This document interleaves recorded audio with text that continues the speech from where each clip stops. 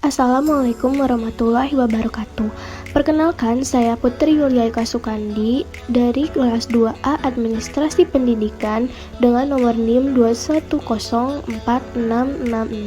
Nah, di sini saya akan menjelaskan materi mengenai iklim organisasi. Nah, jadi materi mengenai iklim organisasi ini terdiri dari 5 submateri yang terdiri dari yang pertama ada konsep iklim organisasi, yang kedua faktor yang mempengaruhi iklim sekolah, yang ketiga isu-isu iklim organisasi pada lembaga pendidikan, yang keempat hubungan iklim organisasi dan efektivitas organisasi, yang kelima hubungan iklim organisasi dan kinerja. Baik, kita langsung saja ke materi yang pertama, yaitu mengenai konsep iklim organisasi. Ahli administrasi pendidikan Hoy and Miskel dalam bukunya memaparkan bahwa sebelum kita mempelajari kajian administrasi pendidikan, kita harus terlebih dahulu memahami teori organisasi. Mengapa demikian?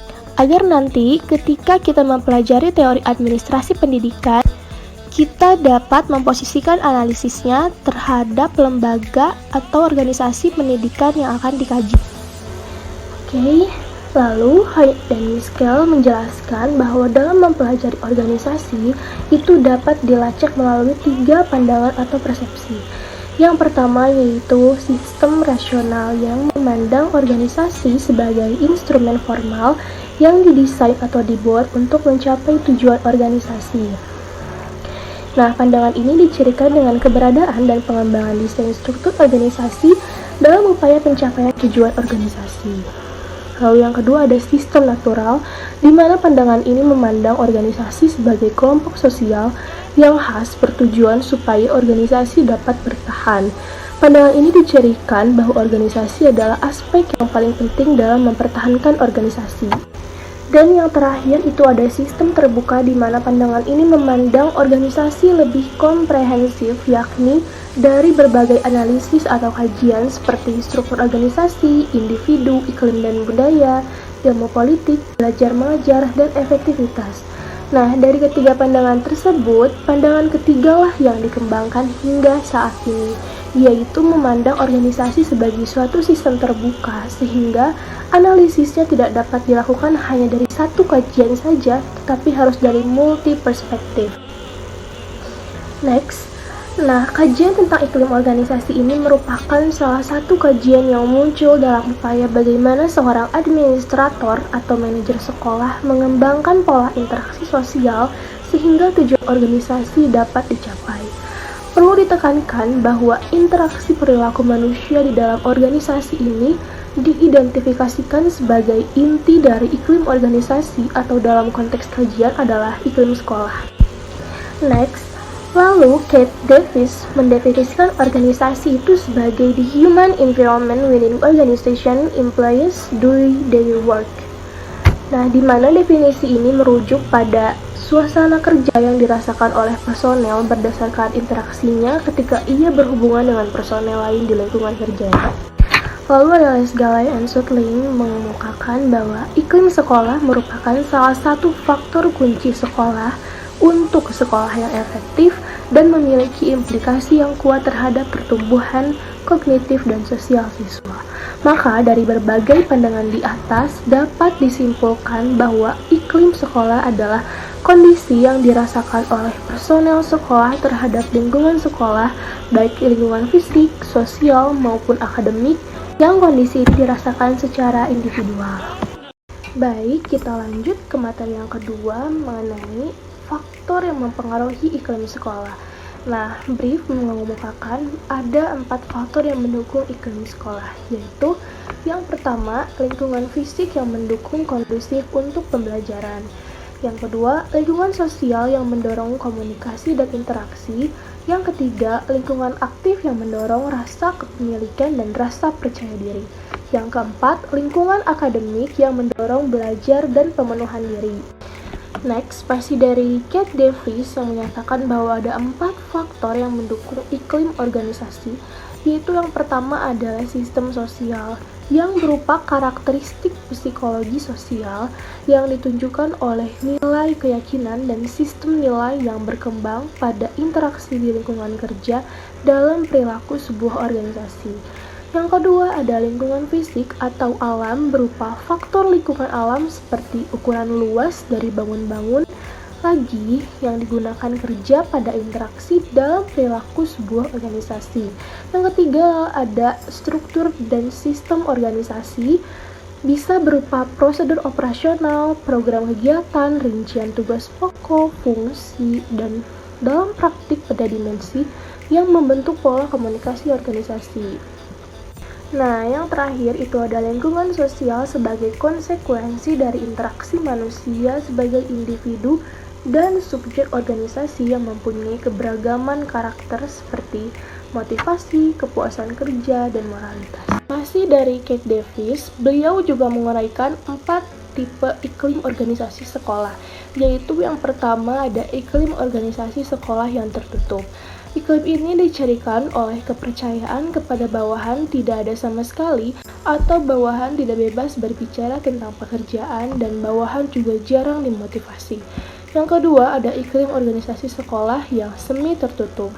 Dicirikan oleh adanya sedikit kepercayaan kepada bawahan, yaitu bawahan agak bebas berbicara, mulai terjadi komunikasi dua arah, yang menyebabkan adanya sedikit peluang berpartisipasi dalam pembuatan keputusan.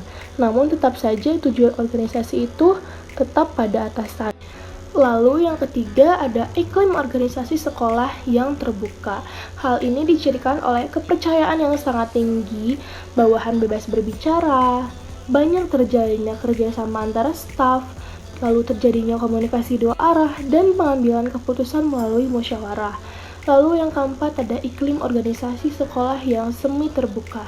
Dicirikan oleh kepercayaan yang sangat tinggi, menumbuhkan ide kondusif, terjadi komunikasi informasi ke bawah, kerjasama, konsultasi dengan atasan, lalu atasan memberikan motivasi, hadiah atau hukuman itu hanya sedikit atau kadang-kadang saja, dan tanggung jawab mulai terletak pada semua anggota. Mari kita lanjut pada sub materi yang ketiga mengenai isu-isu iklim organisasi pada lembaga pendidikan. Desentralisasi pendidikan saat ini telah berkembang dan membentuk suatu iklim yang dipersepsi beragam oleh para manajer pendidikan saat ini, baik pada level sekolah, kabupaten atau kota, provinsi maupun nasional. Isu negatif yang berkembang terkait dengan iklim organisasi yaitu munculnya iklim yang lebih tertutup dan birokratis dalam pengelolaan sekolah saat ini. Keterbukaan mulai menjadi suatu yang primadona bagi masyarakat. Nah, kedua keadaan berbeda inilah yang memunculkan iklim kerja yang kurang nyaman bagi para pengelola sekolah.